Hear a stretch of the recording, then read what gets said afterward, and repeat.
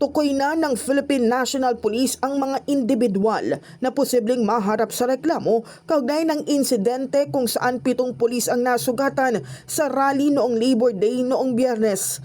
Ayon sa PNP, kabilang sa inihahandang kaso ang direct assault, physical injuries, robbery at paglabag sa Batas Pambansa 880 o Public Assembly Act. Kabilang ang kasong robbery dahil sa paghablot umano ng cellphone ng isang pulis sa kasagsagan ng insidente. Sa kabila nito, iginiit ng PNP na naging kontrolado ang sitwasyon at itinuturing na isolated incident lamang ang naganap na karahasan. Pinuri rin ng PNP chief ang kanilang hanay sa ipinakitang maximum tolerance at profesionalismo sa gitna ng tensyon. The PNP is ready to file cases against those personalities, especially the organizers of this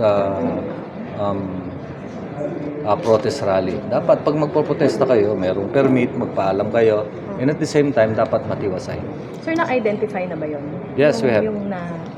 Yes, we have identified the culprit.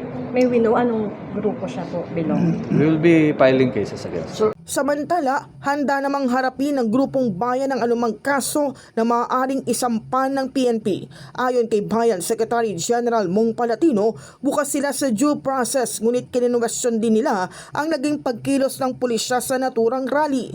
Giit ng grupo, nagdulot umano ng tensyon ang tinawag nilang overkill o labi sa deployment ng puwersa ng pulisya at pagharang sa mga nagpoprotesta. Nauna nang pumalag ang PNP sa alegasyon na overkill sa latag ng kanilang seguridad. Paliwanag nila, ginawa nila ang nararapat na deployment para matiyak ang kaayusan at seguridad ng publiko.